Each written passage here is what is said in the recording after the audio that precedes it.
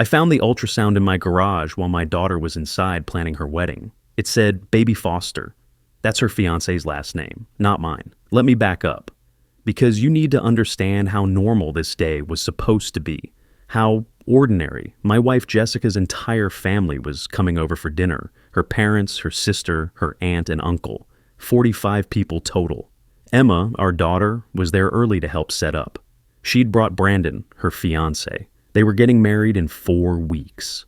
December 7th. I had the date circled on every calendar in the house. It was a Sunday afternoon in November. Asheville in the fall. The leaves were turning, that burnt orange and deep red. The kind of day that makes you grateful. I teach AP English Literature at Asheville High School. I've been there 16 years, department chair for the last 4. I'm the guy who explains dramatic irony to teenagers.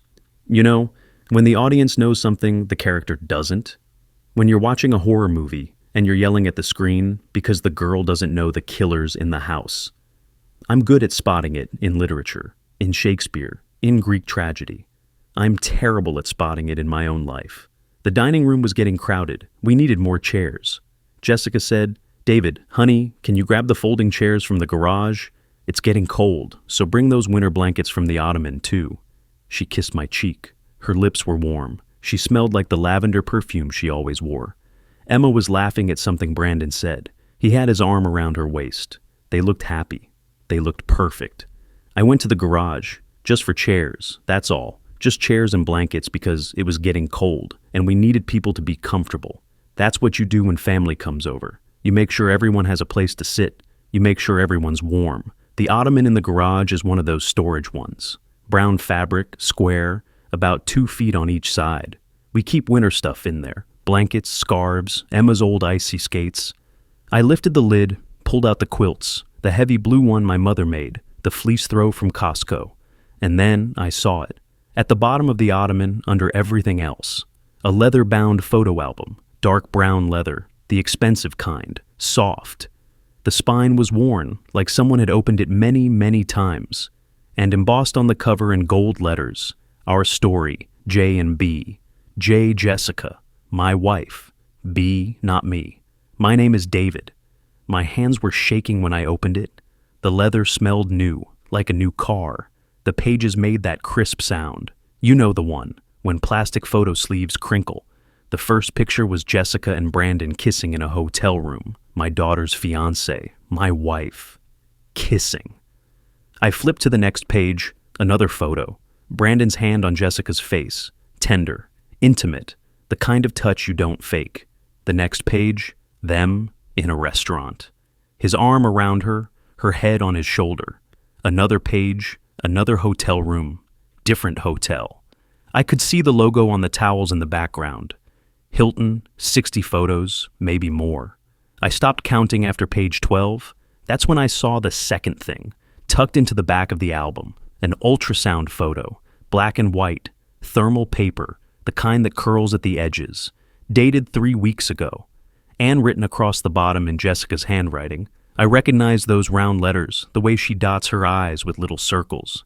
Baby Foster, not Baby Harper, Baby Foster, that's her fiancé's last name. Brandon Kyle Foster, the man my daughter is supposed to marry in 4 weeks. I sat down on the concrete floor of the garage, my back against the car. I couldn't breathe, couldn't think. From inside the house, I could hear laughter. Someone had turned on music, Michael Bublé. Christmas music already, because Jessica loves Christmas. She's been playing Christmas music since November 1st. My wife is pregnant. With my daughter's fiancé's baby, I don't know how long I sat there. Long enough that the concrete got cold under me. Long enough that my legs went numb. I kept staring at that ultrasound, the grainy image, that little comma shape. Baby Foster with little hearts drawn around it. She'd drawn hearts, like this was romantic, like this was something to celebrate. I looked back in the ottoman. There was more. A gallon-sized Ziploc bag. Inside, hotel key cards. I pulled them out, counted them, 7. 7 different hotels. Plastic rectangles in different colors. They made this whisper sound sliding against each other. The Hilton was blue. The Renaissance was burgundy. The Kimpton, the Aloft, and the Omni Grove Park Inn. That one was cream-colored with their logo embossed on it. You could trace it with your thumb, feel the raised letters, the Omni Grove Park Inn. That's where I proposed to Jessica, 23 years ago, on the terrace overlooking the mountains. I had a whole speech planned, but I forgot all of it and just asked her. She said yes. We had champagne. We were so young. I was 21. She was 19. She took him there, to our place, the hotel where I proposed. Some of the key cards had room numbers written on them in faded black marker. Jessica's handwriting again, 742, 1108, 623, dates 2. I matched them to my memory. Girls' night out, that's what she always said. Going out with the girls, honey, don't wait up. I'd kiss her goodbye, tell her to have fun, send her off with a smile. She was going to hotels with Brandon. There was more in the ottoman, a burner phone, iPhone 8, rose gold case, cheap. The screen had a crack running from corner to corner. There was a monogram sticker on the back. JLH, Jessica Lynn Harper. She'd labeled it, like she was proud of it, like this was her special secret phone and she wanted everyone to know it belonged to her. I pressed the home button. It clicked, loose, like it might fall apart. The screen flickered on. She hadn't even password protected it. Maybe she thought I'd never find it. Maybe she was right. I hadn't found it for 18 months, apparently. That's how far back the messages went. Messages to B. That's how she had him saved. Just the letter B. I scrolled through them. I don't know why. I should have stopped, but I couldn't. Can't stop thinking about last night.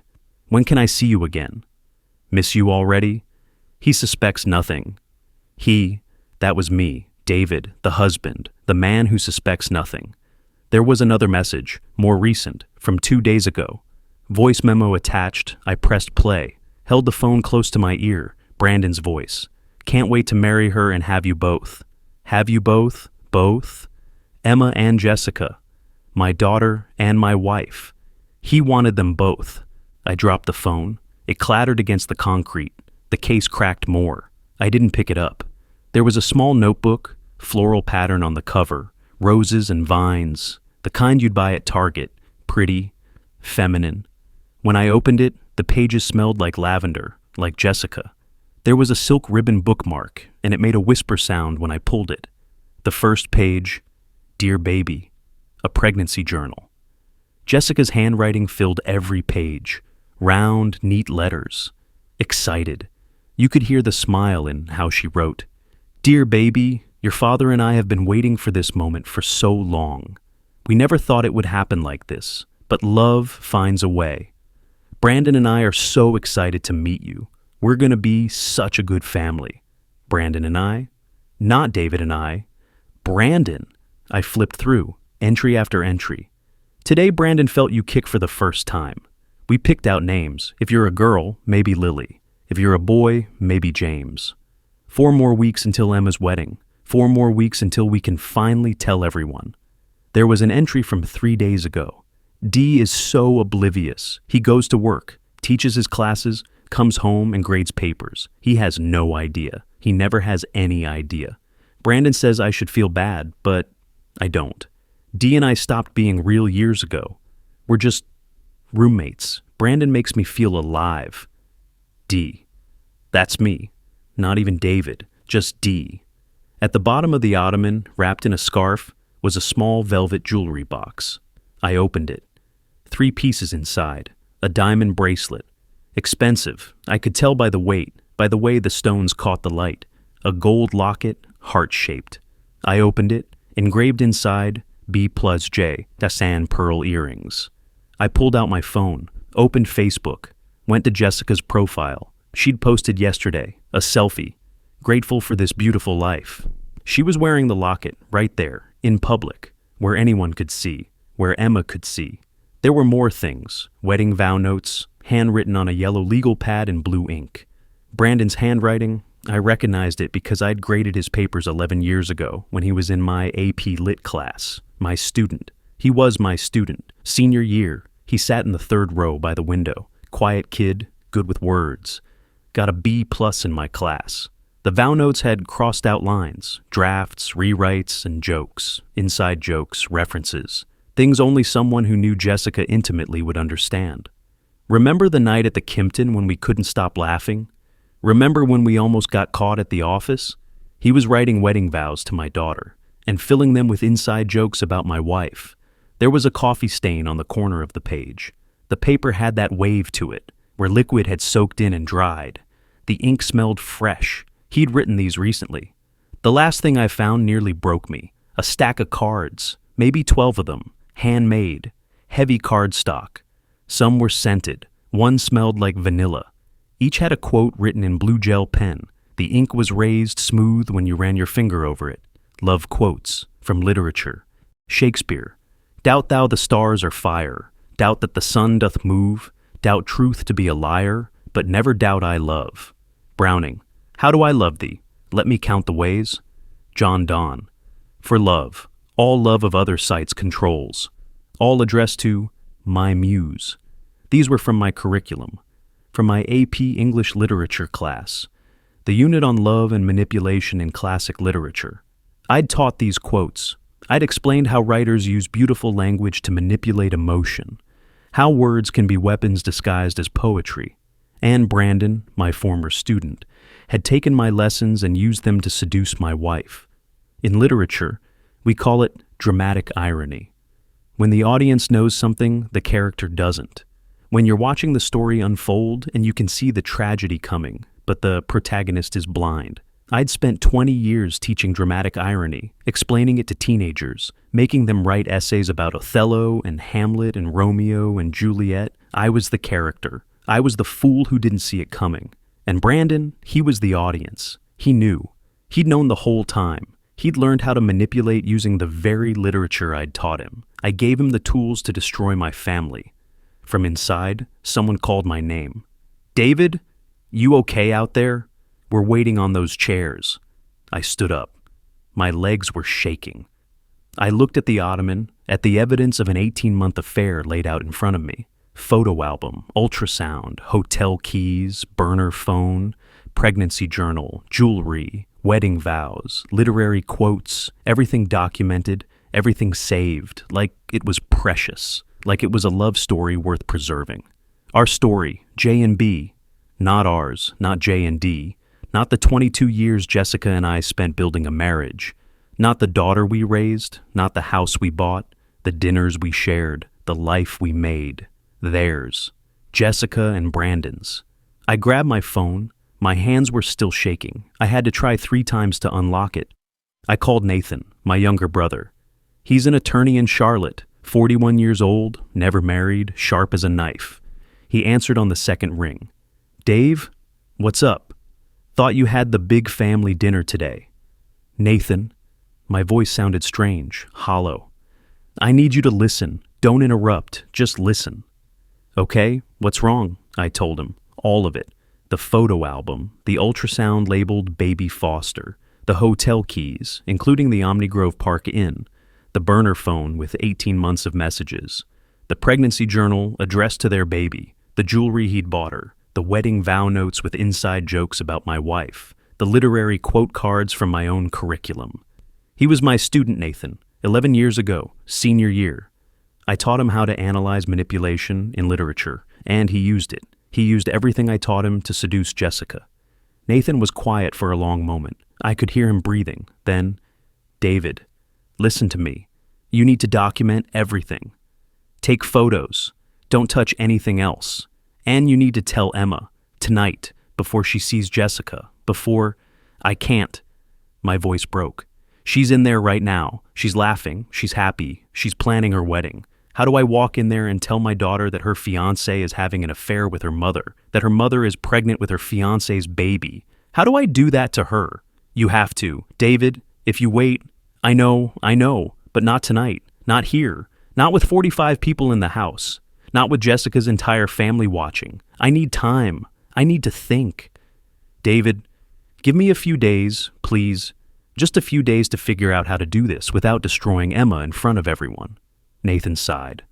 Okay, a few days, but Dave, start gathering evidence, credit card statements, phone records, whatever you can find.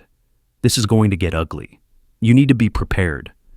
I hung up, looked back at the ottoman, at everything Jessica had hidden there, everything she thought I'd never find. One more thing. I opened the pregnancy journal again, flipped to the last entry. Yesterday's date. 4 more weeks of pretending, then Emma will be gone on honeymoon, and I can finally tell everyone. David will be devastated, but he'll get over it. He always does. He never fights for anything. He just accepts things. It's what makes him so easy to live with, and so easy to leave. We're already looking at houses in Florida, somewhere warm, somewhere new. A fresh start for our new family. Emma will understand eventually. She and I will always be close, and Brandon will be free to be with me the way he's always wanted. No more hiding, no more secrets. I'm excited. For the first time in years, I'm actually excited about my future. Brandon says he loves me. He says he's never felt this way before. Not even with... The entry stopped there. Not even with Emma. She couldn't even write her own daughter's name. I closed the journal. 2 babies, 2 very different kinds of love. I was looking at them when I heard the door open. Footsteps. I looked up. Emma. Dad? I forgot my... She stopped, saw the ultrasounds on the table. What are those? I froze. This wasn't how I wanted to do this. Not like this. Not by accident. She came closer, picked up the old ultrasound. This is me, right? I've seen this before. You kept it in the memory box. Yes. She picked up the other one. What's this? I couldn't speak. My throat had closed. She read it. Baby Foster. She looked at me, confused. That's Brandon's last name. Why would you have... And then I saw it. The moment she understood. The moment her face changed. The moment innocence died. Dad, her voice was small, scared. Whose ultrasound is this? Emma. Whose? I stood up. Emma, sit down. Please, let me explain. Whose ultrasound is this? She was shouting now, crying. Tell me. Your mother's. She dropped it. The ultrasound fluttered to the floor. She stared at me. No, that's not possible. Mom can't have kids. She had complications after me. The doctors said, I thought so too, but Emma, why does it say baby Foster? Why would it... She stopped, looked at me, really looked at me. No, Dad, no. Tell me you're not saying what I think you're saying. I picked up my phone, opened the photos, the ones I'd taken in the garage, the album. Our story, J and B. I showed her. She looked at the screen, saw the first photo. Jessica and Brandon kissing in a hotel room. She made a sound, not a word, just a sound. Like someone had punched her in the stomach. She grabbed the phone, scrolled through, photo after photo, her hand shaking so hard she almost dropped it. Emma, I reached for her. Emma, I'm so sorry. I didn't want you to find out like this. I was going to tell you. I was trying to figure out how long have you known? 3 weeks. 3 weeks. She looked at me. Her face was white. You've known for 3 weeks. You've been sitting on this for 3 weeks, and you didn't tell me. I was trying to protect you. I was trying to find the right time. There is no right time, Dad. She was screaming now, tears streaming down her face. You should have told me immediately, the second you found out. How could you let me keep planning? How could you let me go to that bridal shower? How could you watch me try on my veil and not say anything? Emma, please. How long? Her voice broke. How long have they been? 18 months. She swayed, actually swayed like she might fall. I grabbed her arm. She jerked away from me. 18 months, the whole time. The whole time Brandon and I have been together. She laughed, a horrible broken sound. Oh God, did it start before we got together or after? I don't know. Emma, how could she do this? How could my own mother? She couldn't finish, just stood there shaking. Emma, honey, we need to talk, right now. Please sit down. I can't breathe. I can't. She grabbed her purse, her keys. Where are you going? I don't know, anywhere. I can't be here right now. Emma, don't drive. You're upset. Let me drive you somewhere. Don't touch me. She backed away. You knew. For 3 weeks you knew, and you didn't tell me. You let me keep planning my wedding. You let me keep loving him. You watched me smile and laugh and talk about our future. And you knew the whole time that he was. That my mother was.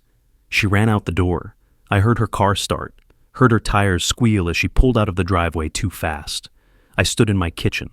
looking at the 2 ultrasounds on the table, at the photos on my phone, at the evidence of everything that had been destroyed. And I thought, in literature, we call it dramatic irony, when the audience knows what the character doesn't. But you can't unknow what's in the garage. Once you see it, once you know, there's no going back. Emma had just learned what was in the garage, and nothing would ever be the same. I called Nathan at 11 that night. Emma still hadn't come back. I'd tried calling her 20 times. Every call went to voicemail. "Nathan, I need you now." Emma found out. She saw the ultrasounds. She knows. "I'm already on the road. Be there in 2 hours." He made it in 90 minutes. At 1 a.m., Emma's car pulled into the driveway. She came in. Her face was blank, empty, like someone had turned off all the lights inside her. Nathan was sitting at the kitchen table. He stood up when she came in. "Emma, I'm so glad you're safe. Your dad's been worried sick." She looked at him, then at me. "You called your lawyer." "Emma, Nathan's here to help both of us. We need to show me everything." "What?" "Everything, all of it. I need to see all of it. Every photo, every message, every piece of evidence. Show me." Nathan and I looked at each other. He nodded. I went to the garage, got the ottoman, brought it inside, set it on the living room floor, opened it. Emma knelt down, started pulling things out. The leather photo album. She opened it, looked at the first page, closed it, set it aside. She didn't need to see more. The burner phone. She turned it on, scrolled through messages. Her face stayed blank. The pregnancy journal. She opened to the first page, read 3 lines, closed it. "How many times?" Her voice was flat. "Dead." "What? How many times how many hotels?" 7 that I found, maybe more. She picked up the hotel key cards, fanned them out. "The Omni Grove Park Inn, that's where you proposed to Mom." "Yes." She took him there. Not a question, a statement. "Yes." She picked up the jewelry box, opened it, looked at the locket, the one Jessica had been wearing. B+J, she wore this at Thanksgiving. I complimented her on it. I said it was pretty. She said Brandon had given it to her. I thought she meant as a gift to thank her for welcoming him to the family. She was wearing it at my bridal shower, too. She set it down. Picked up the wedding vow notes, Brandon's handwriting, the inside jokes, the references to our secret. She read them, all of them, every crossed out line, every draft, every cruel joke hidden in plain sight. When she finished, she set them down carefully, looked at me. "How long have you known?" 3 weeks, since the dinner, when I went to the garage for chairs. 3 weeks, she nodded, like she was processing, like she was doing math. "You've been going to work every day, smiling at dinner, grading papers, and dying inside, trying to figure out how to tell me. Emma, I found Mom's phone 2 weeks ago, the burner. It was charging in the bathroom.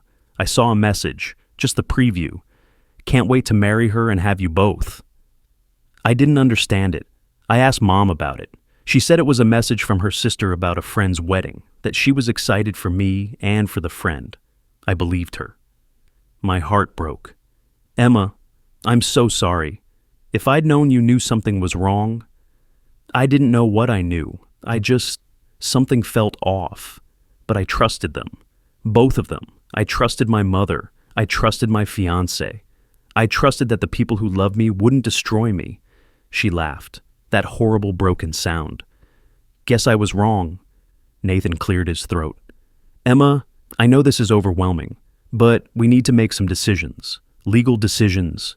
The wedding is in 2 weeks. We need to cancel it." "Emma, you don't have to decide right now. You can take time. Cancel it. Call everyone. Send emails. I don't care. Tell them..." Her voice cracked. "Tell them the groom was sleeping with the mother of the bride. Tell them whatever you want. I don't care."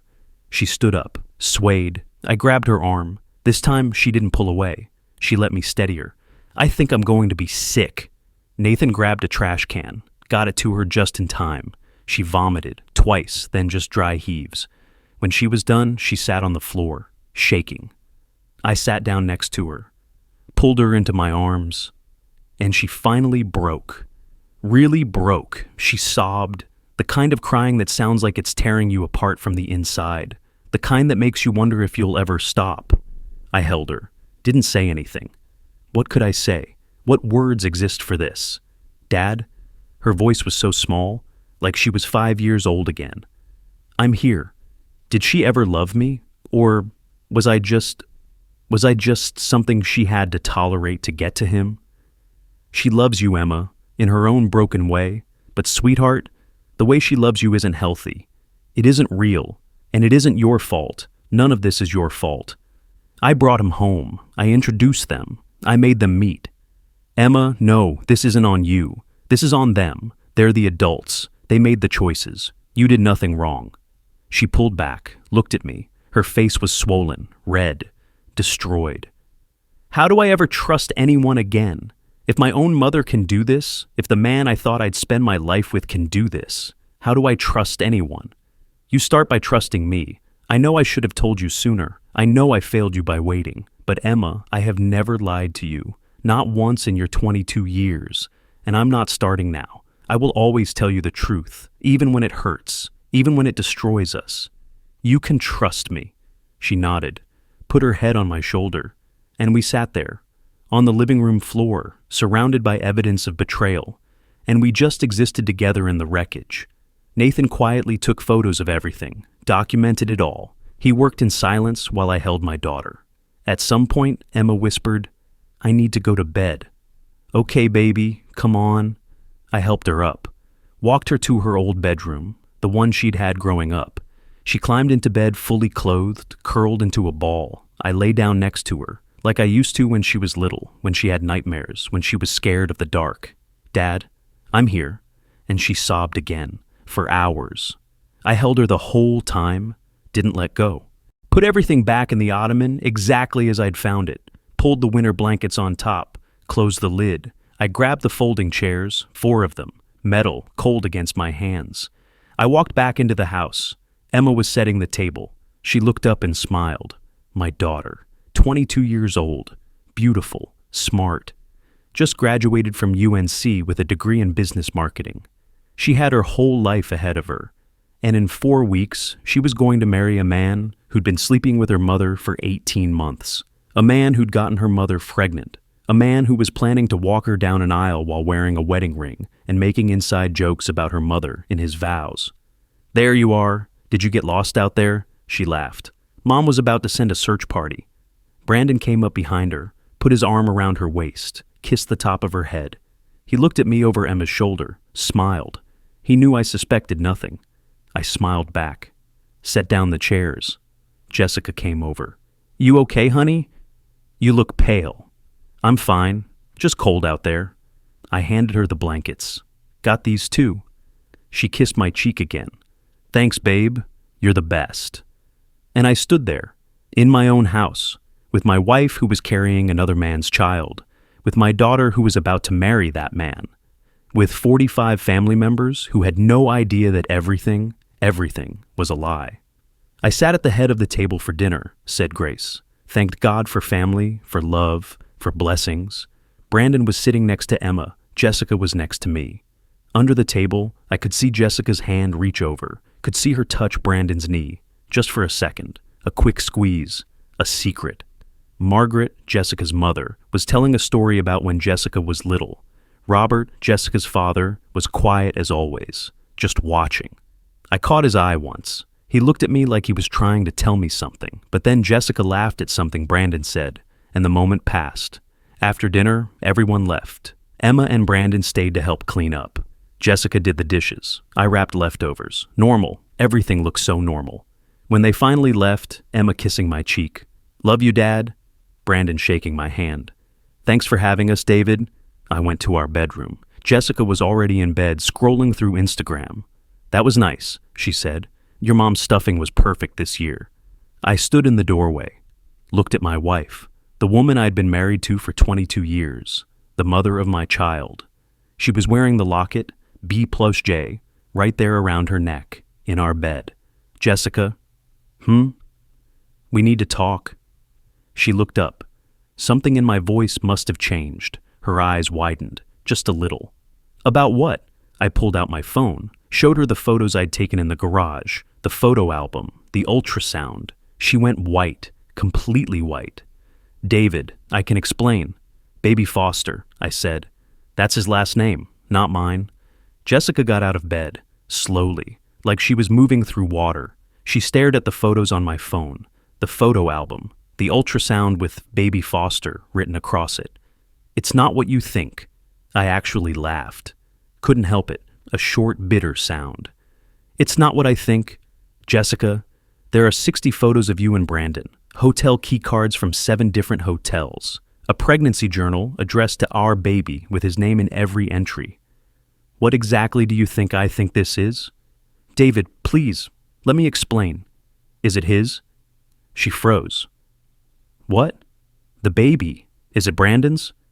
The silence was answer enough. She sank onto the bed, started crying. Real tears. The kind that make your whole body shake. "David, I'm so sorry. I never meant for this to happen. I never meant for you to find out like this. You meant for me to find out after Emma's wedding. I read the journal. 4 more weeks of pretending. That was your plan. Let our daughter marry him. Let them go on their honeymoon. And then what? Tell everyone? Run off to Florida with him? I love him?" She looked up at me, mascara running down her face. "I know that sounds horrible. I know it does. But David, I love him. And he loves me. This baby was a miracle. I didn't think I could get pregnant again. After Emma, the doctors said, 'He's 29 years old, Jessica. He's 7 years older than Emma. He was my student.' I know how it looks. But David, you don't understand. You and we've been over for years. We're roommates. We're just going through the motions. When was the last time we actually talked? Really talked? When was the last time you looked at me like I was something other than the woman who does your laundry and makes your dinner?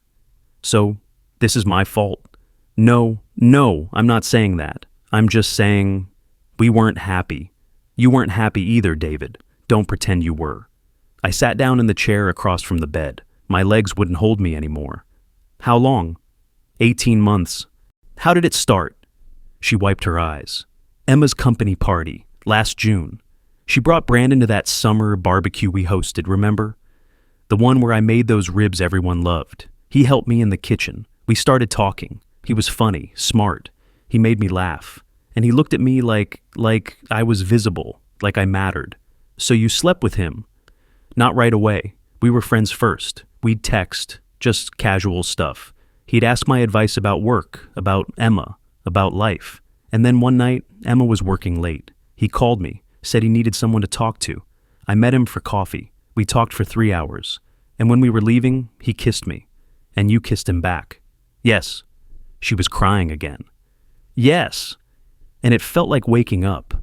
Like I'd been asleep for 20 years, and suddenly I was alive again. "What about Emma? Did you think about Emma when you were in those hotel rooms? When you were taking pictures? When you were writing in that pregnancy journal about what a good family you'd be?" "Of course I thought about Emma. David, she's my daughter. I love her, but what? She'll understand. Eventually. She's young. She'll find someone else. And she and I will always be mother and daughter. Brandon and I have talked about this. He doesn't want to hurt her, but he loves me, and I love him. And this baby is our chance to start over." I stared at my wife, this woman I'd known for 23 years, and I realized I'd never really known her at all. "You're not telling Emma," I said. "I am." She stood up fast. "No, David, no, you can't. It'll destroy her. Please, let me handle this. Let me tell her after the wedding, after they're on their honeymoon. That way, she'll have time and space to process. You want me to let our daughter marry him? You want me to walk her down the aisle and hand her over to a man who's been sleeping with you for 18 months? Who got you pregnant? It's just a ceremony, David. It's just paperwork. We'll get it annulled after. But if you tell her now, if you do this before the wedding, David, she's planned this for a year. The venue, the dress, the flowers. She's dreamed about this day since she was a little girl. Don't take that from her. You took it from her, you and Brandon. If you tell her, I'll tell her you're lying, that you're jealous, that you're trying to ruin her happiness because you're bitter about our marriage failing. I'll tell her you made it all up. I have the evidence, Jessica, the photos, the journal, the hotel receipts. She looked at me, really looked at me, and I saw something in her eyes I'd never seen before. Calculation, cold and hard. Then I'll tell her you doctored them, photoshopped them, that you're having some kind of breakdown. David, she'll believe me. I'm her mother. She loves me. And you're the absent dad. The one who's always grading papers or reading books. The one who missed half her soccer games because you had faculty meetings. Who do you think she'll believe? You'd really do that? You'd gaslight our daughter to protect yourself? To protect her. I'm protecting her from unnecessary pain. Once the wedding's over, once she's had her day, we can sit down like adults and explain. But not before. David, I'm begging you, don't tell her yet. I stood up, looked down at my wife. If you tell Emma that I'm lying, Jessica, if you make her doubt me, I will take every piece of evidence I have to a lawyer. I will make sure you get nothing in the divorce. And I will make sure everyone, your mother, your father, your sister, everyone at church, everyone in this town, knows exactly what you did. She went pale. You wouldn't. Try me. She was silent for a long moment. Then, what do you want? I want you to move out. Tomorrow. I want you gone before Emma comes over for dinner tomorrow night. I can't just leave. Where would I go? I don't care. Go to Brandon's, go to your sister's, go to one of those hotels you've been visiting. I don't care, Jessica, but you're not staying here. And if I refuse, then I tell Emma, tonight, right now. I call her and I tell her everything. She looked at me, mascara streaked down her face. She looked older suddenly, tired. You've changed, David. You're not the man I married. No, I said. I'm just not as blind as I used to be. She grabbed her phone, her purse, walked to the closet and started pulling clothes off hangers, shoving them into a bag. She didn't look at me, didn't say another word. 20 minutes later, she was gone. I sat in the empty house, in the silence, and I picked up my phone. I had messages. One from Emma. Thanks for tonight, Dad. Love you so much. Can't wait for you to walk me down the aisle. One from Brandon. Great dinner, David. Looking forward to officially being part of the family soon. I almost threw the phone across the room. Instead, I called the one person who might actually help. Olivia Martinez. She teaches AP Spanish in the classroom next to mine. We've been friends for 8 years. She's been divorced for 5. If anyone would understand this, it was her. She answered on the 3rd ring. David, it's almost midnight. You okay? No. My voice cracked. Olivia, I need help. Can I come over? Of course.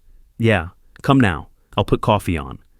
The next morning, I woke up on Olivia's couch. She'd let me talk until 3 in the morning, told me what she thought. No filter. You have to tell Emma today, before Jessica poisons her against you, before Brandon has a chance to spin this. But I couldn't. Not yet. I went to work, taught my classes, explained metaphor to 3rd period, graded essays during 4th period planning. At lunch, I got a text from an unknown number. We need to talk. Coffee shop on Lexington, 3 p.m. Brandon. I stared at the message, then I replied, I'll be there. The coffee shop was one of those trendy places, exposed brick, local art on the walls. Brandon was already there, sitting in the back corner, 2 cups of coffee on the table. He waved me over like we were friends meeting up. I sat down, looked at him. Really looked at him. 29 years old, handsome, I guess, tall, good hair, the kind of guy who always knows what to say, who can charm anyone. David, thanks for meeting me. What do you want, Brandon? He pushed one of the coffees toward me. Black, right? No sugar. I remember from dinner. What do you want? He leaned back, smiled, not a friendly smile, something else, something cold. I want you to know that if you try to tell Emma about me and Jessica, I'll make sure Emma never speaks to you again. Excuse me? Come on, David. Jessica told me you found everything, the photos, the journal, all of it, and I get it. You're upset. But here's the thing. Emma loves me. She's marrying me in 4 weeks. And if you try to tell her some crazy story about how I'm sleeping with her mother, she's not going to believe you. I have proof. Proof? He laughed. David, you're a high school teacher going through a midlife crisis. Jessica told me how paranoid you've been lately, how you've been accusing her of things, making up stories. She's worried about you. We both are. You're going to gaslight her. You're going to tell her I'm crazy. I'm going to tell her the truth, that her father is jealous because his marriage is falling apart, that he's trying to ruin her happiness because he can't handle his own failure. And she'll believe me, David, because I'm her future. You're just her past. I stood up. My hands were shaking. You're really going to do this? You're going to marry her while you're sleeping with her mother? I love them both. He said it simply, like it made sense, like it was reasonable. Is that so hard to understand? Emma is sweet, beautiful, innocent. And Jessica is exciting, mature, experienced. They give me different things, and I don't see why I should have to choose. You're sick. I'm honest. More honest than you, David. How many times did you tell yourself your marriage was fine? How many times did you pretend you were happy? At least I know what I want. At least I'm not lying to myself. He stood up, adjusted his jacket. Here's what's going to happen. Emma and I are getting married in 4 weeks. We're going to have a beautiful wedding, an amazing honeymoon. And when we get back, Jessica and I will figure out our situation. Maybe Emma will join us. Maybe she won't. But either way, you're going to keep your mouth shut, because if you don't, I will destroy you. How? He leaned in close, whispered. I have recordings, David, from church youth group meetings. You know, the ones where you volunteer sometimes, where you talk to teenage girls one-on-one. All I have to do is edit a few clips. Make it sound like you said some inappropriate things. Upload them to social media. By the end of the day, you'd be fired, investigated. Your life would be over. I stepped back. You're bluffing. Am I? He pulled out his phone, showed me a video file. Want to test that theory? I looked at him. This man I'd taught, this student who'd sat in my classroom and learned about literature and manipulation and morality, and I realized he'd learned nothing, or he'd learned everything, and chosen to use it all for evil. Stay away from my daughter. She's going to be my wife, David. I'll be as close to her as I want to be. He smiled. See you at the wedding? He left me standing there with 2 cups of coffee getting cold. I pulled out my phone, called Nathan. Dave, what's wrong? Brandon threatened me, said he has recordings, said he'll edit them to make it look like I did something inappropriate with students, said he'll destroy me if I tell Emma. Nathan swore. He's bluffing, he has to be. What if he's not? Then we get ahead of it. We document everything. We build a case so solid that even if he tries something, no one will believe him. But David, you still have to tell Emma. You can't let this wedding happen. I know. I need time. I need to figure out how to do this without losing her. You might lose her anyway, but at least she'll know the truth. I hung up, sat in that coffee shop for another hour, watching people, normal people, people whose lives weren't falling apart, people whose wives weren't pregnant with their daughter's fiancé's baby, people whose students didn't grow up to destroy them. When I finally left, I drove to Robert's house, Jessica's father. The man had been quiet at dinner, too quiet, like he knew something, like he was trying to tell me something without words. He answered the door, looked at me. She told me, you know. Who? Jessica? Come in. He led me through the house to his workshop in the back. Tools everywhere, wood shavings on the floor. It smelled like sawdust and motor oil. Margaret can't hear us out here. She's watching her shows. I sat down on a workbench stool. What did Jessica tell you? That you found out about Brandon, that you're threatening to tell Emma. He picked up a piece of wood, started sanding it, methodical, steady. I'm going to tell you something I should have told you 23 years ago. What? Jessica cheated on you before you got married, during your engagement, with a boy from her college. I found out. Caught them together at our house when she thought I was at work. I came home early. There they were, in her bedroom. I went cold. What? I told your father, thought he should know before the wedding. He said, Robert's voice got hard. He said boys will be boys, that Jessica was just sowing her wild oats, that you'd never need to know, that it would just hurt you unnecessarily. My father knew and he didn't tell me? I'm sorry, David. I should have told you myself, but your father convinced me it was better not to. Said young people make mistakes, that Jessica loved you, that it was just pre-wedding jitters. He looked up at me. I've regretted it for 23 years, because I knew. I knew it wasn't just a mistake. I knew it was who she was. And I let you marry her anyway. Does Margaret know? No, she'd never believe it. Jessica's her perfect daughter. Can do no wrong. That's why I'm telling you now.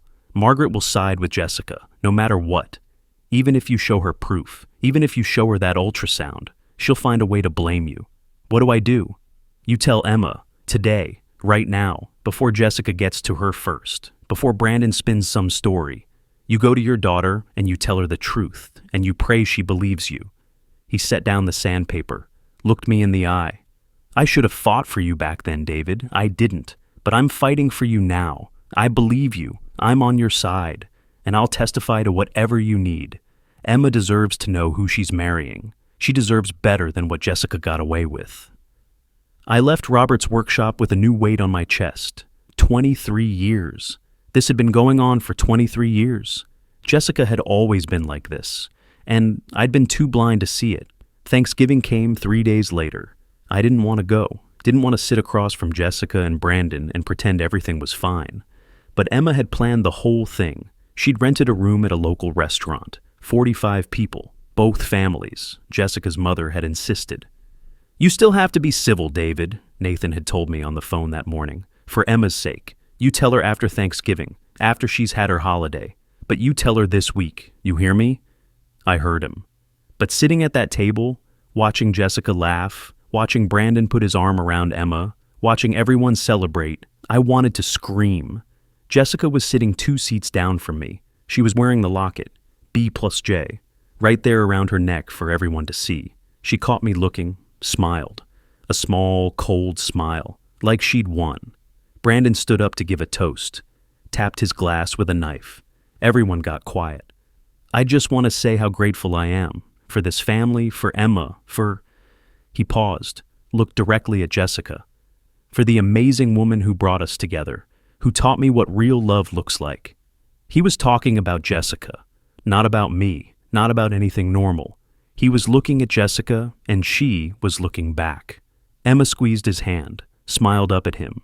She had no idea that her fiancé was talking about her mother, that he was declaring his love for Jessica in front of 45 people and hiding it in plain sight. I stood up. Excuse me, I need some air. I went outside, stood in the parking lot. The cold November air hit my face. I couldn't breathe, couldn't think. My hands were shaking. I wanted to go back in there and flip that table. Wanted to grab Brandon by his collar and tell everyone. Tell all 45 people exactly what he and Jessica had been doing. But I couldn't. Because Emma would be humiliated. Because Margaret would defend Jessica. Because everyone would take sides and my daughter would be caught in the middle. So, I stood there, in the cold, until someone came out after me. Emma? Dad? You okay? I turned. My daughter, beautiful, innocent, trusting. She had no idea her whole world was about to fall apart. I'm fine, sweetheart. Just needed a minute. You've been weird lately. Is everything okay with you and Mom? This was my chance, right here. I could tell her. I could show her the photos on my phone, the ultrasound, the journal. I could end this right now. But she looked so happy, so excited. Her whole face was glowing. Everything's fine, Em. Just stressed with work. End of semester, you know how it is. She hugged me. I love you, Dad. I'm so glad you're walking me down the aisle. It wouldn't be the same without you. I hugged her back, held her tight. I love you too, sweetheart. So much. We went back inside. I sat through the rest of dinner, smiled when I was supposed to smile, laughed when I was supposed to laugh. And the whole time, I watched Jessica, watched Brandon, watched them exchange little looks, little touches under the table, secret smiles. And I thought about dramatic irony, about how the audience knows something the characters don't, about how we watch tragedies unfold and we can see the ending coming, but we can't stop it. I'd spent 20 years teaching dramatic irony, but living it, that's hell. 2 weeks after Thanksgiving, Emma's bridal shower happened. Jessica had planned the whole thing, rented a venue, invited 60 women. Emma had been talking about it for months. I wasn't supposed to be there. It was women only, but I drove Emma to the venue, helped her carry in gifts. And when I was getting ready to leave, I saw through the window Emma trying on her veil, white lace. She looked radiant. All the women were clapping, crying. Jessica was adjusting the veil, smiling, playing the proud mother. And in the back of the room, I saw Brandon. He wasn't supposed to be there either, but there he was, watching. And when Emma turned away to show someone the veil, Brandon and Jessica locked eyes. He nodded toward the hallway. She touched the locket at her throat. B+G. I sat in my car in the parking lot, watched through the window, watched my daughter's happiness, watched the two people who were destroying her share secret looks. and I broke. I put my head on the steering wheel and I sobbed. Big, ugly, heaving sobs. The kind that hurt your ribs. The kind that make you feel like you're drowning. How long had I been sitting there? 10 minutes? 20? I didn't know. Someone knocked on the window. Emma, she was still wearing the veil, mascara running down her face. She'd been crying too. But these were happy tears, the kind brides cry at their showers. "Dad, why are you crying?" I couldn't answer, couldn't speak. She opened the car door. "Dad, what's wrong? Please tell me. You've been so distant lately, so sad. Is it because I'm getting married? Because you're losing me?" "No, sweetheart, I'm not losing you. I'll never lose you." "Then what? Please, Dad, talk to me." I looked at my daughter, at her face, at her trust, at her innocence, and I couldn't do it. Not here, not in a parking lot after her bridal shower, not while she was wearing her veil. "I'm just emotional," I said. "My little girl is getting married, that's all." She didn't believe me. I could see it in her eyes, but she nodded, hugged me. "I love you, Dad. Whatever's going on, we'll figure it out, okay?" "Okay, baby, I love you too." She went back inside, and I sat there in that car, knowing I just lied to her, knowing I was running out of time. That night, I went home to an empty house. Jessica still hadn't come back. I'd heard from Margaret that she was staying with her sister. Good. The farther away from me, the better. I went to our bedroom, opened the closet. Most of her clothes were still there. She'd taken enough for a few weeks, but left most of it behind, like she was planning to come back, like this was temporary. I pulled out a box from the top shelf, our memory box, photos from when Emma was born, her first birthday, her first day of school, our wedding photos, me and Jessica, 21 and 19 years old, smiling, in love, or so I thought. At the bottom of the box, I found Emma's ultrasound from 22 years ago, the one from when Jessica was pregnant with her. I'd written on the back, "Our Miracle, 11/15/2002. I took it downstairs, set it on the kitchen table, then I went to the garage, opened the ottoman, got the new ultrasound, the one that said Baby Foster. I laid them side by side. Mine said Our Miracle in my handwriting, careful, reverent. Like Emma was the most precious thing in the world, because she was. Jessica said Baby Foster with little hearts, like this baby was a trophy, a prize. Something to show off. 2 ultrasounds. Didn't move, just held her while she broke and broke and broke. At one point, she whispered, "My whole life was a lie." "No, your whole life was real. Your childhood was real. The love your dad has for you is real. The friendships you made, the things you learned, the person you became, that's all real. They lied, but you didn't. Your life isn't a lie, Emma. Their behavior doesn't define your worth." She fell asleep around 6 in the morning. I stayed with her, watched her breathe, watched her face and sleep. Still so young, still my baby girl. Nathan knocked softly on the door. "David, we need to talk." I carefully extracted myself, covered Emma with a blanket, left the door cracked. Downstairs, Nathan had coffee made. I called a friend, a family law attorney. She's excellent. She can handle the divorce. The prenup you and Jessica signed is void if there's proven adultery. You'll get the house. She'll get nothing. I don't care about the house. You should. Emma will need a stable place. And David, there's more. I pulled up Brandon's social media. He works for the same company as Emma, same office. That's a hostile work environment. She can file a complaint, get him fired. Will that help Emma? It'll give her justice. It'll make sure he faces consequences. Do it. Whatever you need to do. I don't care what it costs. Nathan nodded. I'm filing divorce papers today. And David, I'm filing for a restraining order too. Jessica can't contact Emma, not until Emma's ready. Good. My phone buzzed. A text from Jessica. I heard Emma knows. David, please. Let me talk to her. Let me explain. I'm her mother. She needs me. I showed Nathan. He took my phone, typed a response. Contact only through attorneys from this point forward. Do not attempt to see Emma. Do not call. Do not text. Any violation will be documented. He hit send, blocked her number. You're going to need to tell the school, Nathan said, before Brandon tries to spin this, before he makes you look bad. You need to get ahead of it. I'll call the principal tomorrow. Today. Call her today. By Monday morning, the story had spread. Small town, private school community. Everyone knew everyone's business. My principal, Dr. Margaret Hensley, called me into her office. David, I've heard some concerning rumors about you and your family. I need to know, are they true? I told her everything, showed her the evidence Nathan had compiled, the timeline, the photos, the messages, the pregnancy test results that confirmed Brandon was the father. She was quiet for a long moment. Then, David, I'm so sorry. This is unconscionable. And Brandon was your student? 11 years ago. Yes. There's no policy violation there. He was 18. You were his teacher, but not in any inappropriate capacity. However, she paused. Given the circumstances and given that this will likely become public knowledge, I think you should take some time off. Family leave. Paid. We'll arrange for a substitute. Take the next month. Be with Emma. Handle the legal matters. We'll support you however we can. Thank you. David, you're a good teacher, a good man. What happened to you is not your fault, and we will not tolerate any gossip or speculation from staff or students. I'll make that clear. I left her office feeling simultaneously lighter and heavier. The truth was out.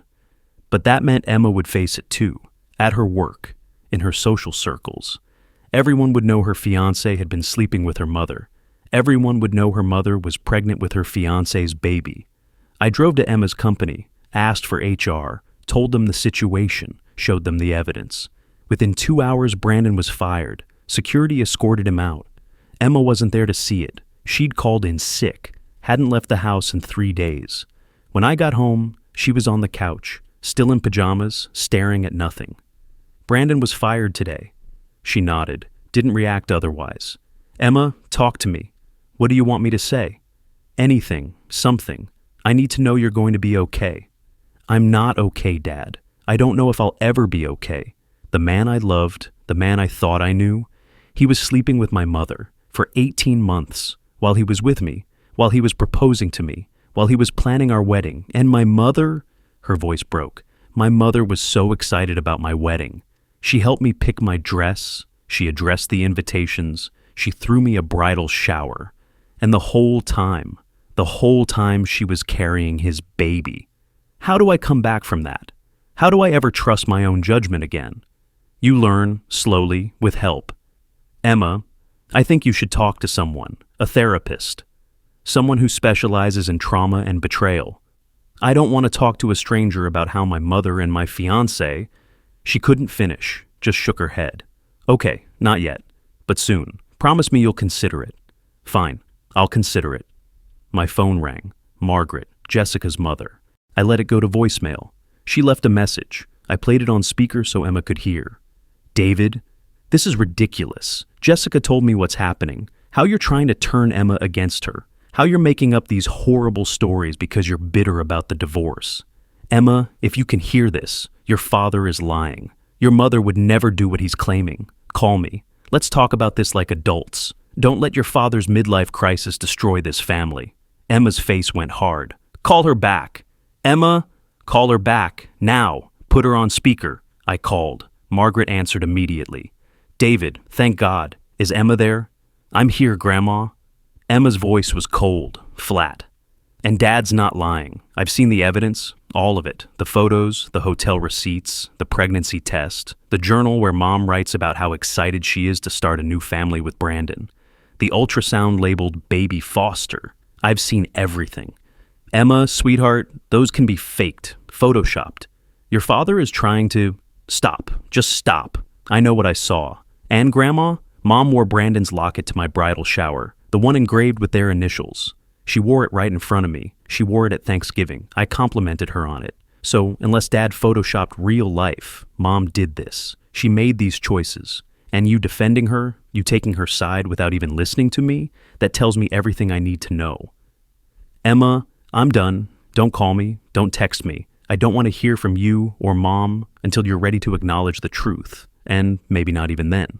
She hung up, handed me the phone. I'm going back to bed. She went upstairs, and I sat there, thinking about families, about how they're supposed to protect you, about how sometimes the people who are supposed to love you are the ones who hurt you most. The wedding was supposed to happen on December 7th. Instead, Nathan and I spent that day in a lawyer's office. Divorce papers, restraining orders. Asset division. The house went to me, the cars, everything. Jessica was in a psychiatric facility in Florida, voluntary admission. According to her attorney, she'd had a breakdown, depression, anxiety. She was getting help. I didn't care. I just wanted her away from Emma. Brandon had left town, heard through the grapevine that he'd moved to Atlanta, got a job there, started over where no one knew him. Good. The farther away, the better. Emma spent Christmas with me and Nathan. She barely ate, barely spoke. On Christmas morning, she opened one gift, a journal from me. She looked at it, started crying. "I'm sorry," I said. "I shouldn't have—" "No, it's perfect, thank you." She hugged me. First real hug in weeks. "Thank you for not giving up on me." "Never. I will never give up on you." By spring, things started to shift, slowly. Emma started therapy, twice a week at first, then once a week. She started eating regularly again, started showering daily, small victories, but victories nonetheless. She moved back home, said she didn't want to be alone. I didn't mind. Having her there, it made the house feel less empty. In March, she got a new job, different company, fresh start. She was nervous the first day. I drove her, walked her to the door. "You've got this, Em. What if people know? What if they've heard? Then they know you survived something that would break most people, and you're still standing. Let them see your strength." She smiled, small but real. "Thanks, Dad." She came home that night and told me about her day, about her coworkers, about the projects she'd be working on. She seemed lighter, not happy, not yet, but lighter. In April, Nathan visited, brought news. Jessica had the baby, a boy. DNA test confirmed Brandon's the father. She's placing him for adoption. Your cousin Emily in Virginia, she and her husband have been trying for years. They're taking him. Emma was quiet, then, "Good. I hope they love him. I hope he has a good life. He didn't ask for any of this." "That's very mature of you, Emma." "I'm trying, Uncle Nathan. I'm really trying." By summer, I was back at school, teaching a special session, summer school for credit recovery. But I'd added a new unit, Truth versus Deception in Literature. We read The Scarlet Letter, The Great Gatsby, Othello. We talked about lies, about manipulation, about the cost of deception. One day in July, Emma showed up, sat in the back of my classroom. I didn't acknowledge her, just kept teaching, but I saw her listening, saw her taking notes.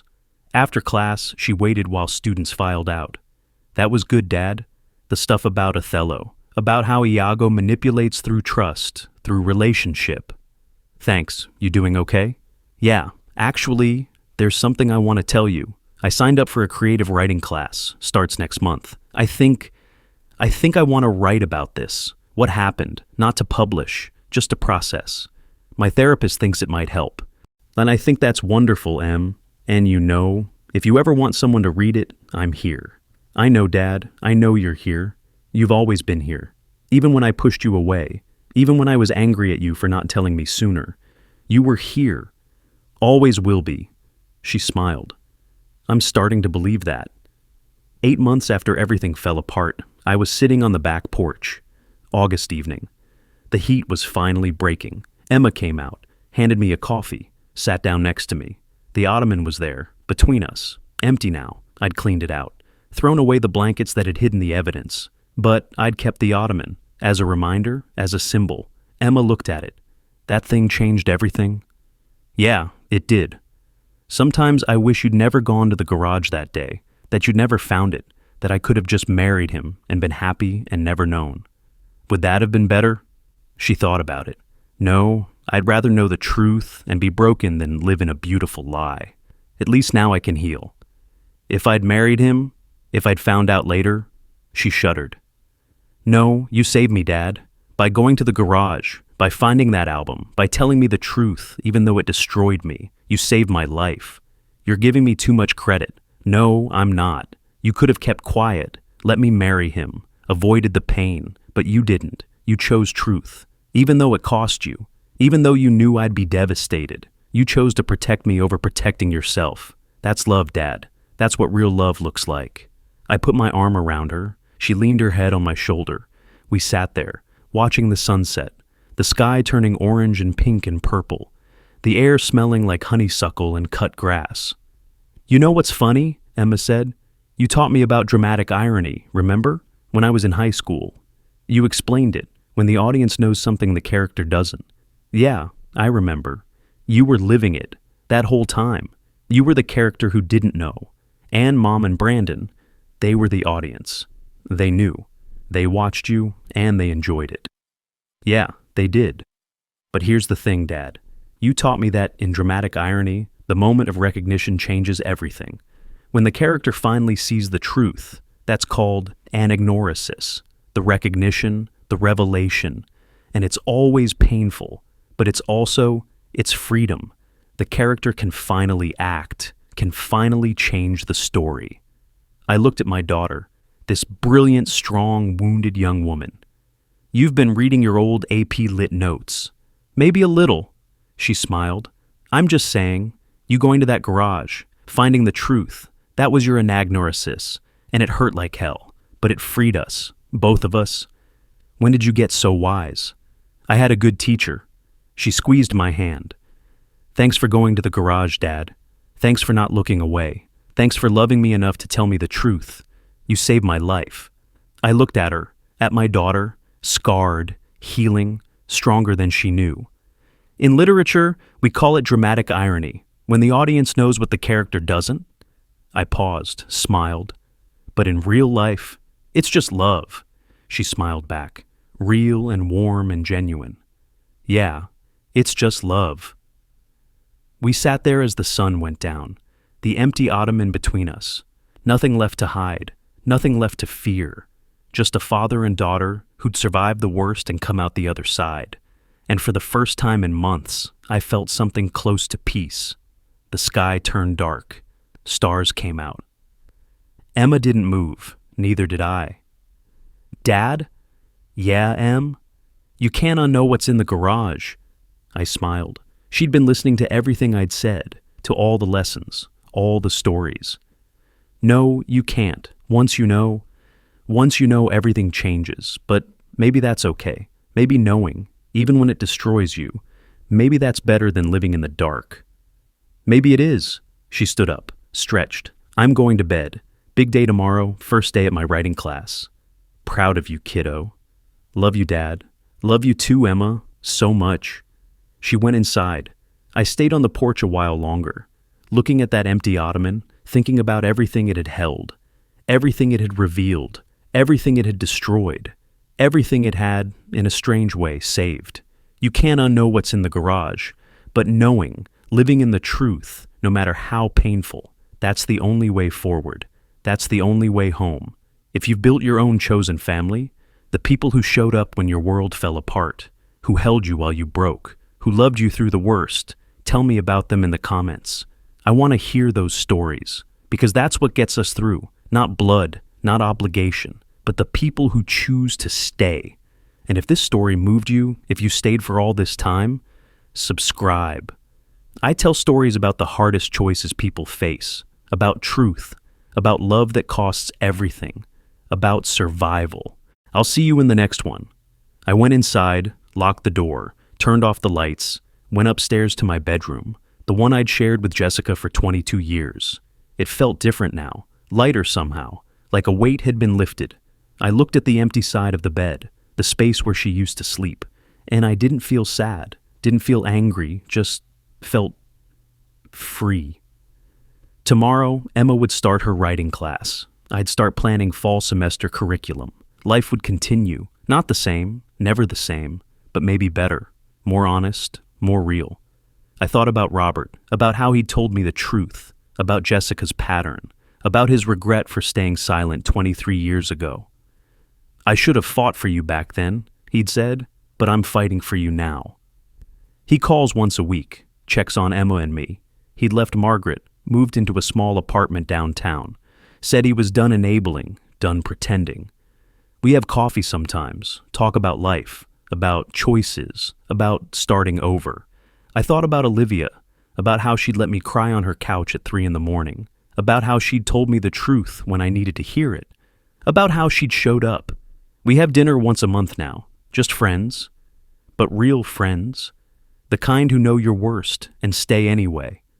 I thought about Nathan, about how he'd driven 90 minutes in the middle of the night, about how he'd handled everything, the legal stuff, the difficult conversations, the protection orders, about how he'd taken a month off work to help me through it. "You're my brother," he'd said. "This is what family does." And I thought about Emma, about her courage, about her willingness to face the truth, about her choice to heal instead of hide, about her strength. My phone buzzed, a text from Emma. "Love you, Dad. Thanks for being brave. Thanks for being honest. Thanks for being you." I texted back, "Love you too, baby, always."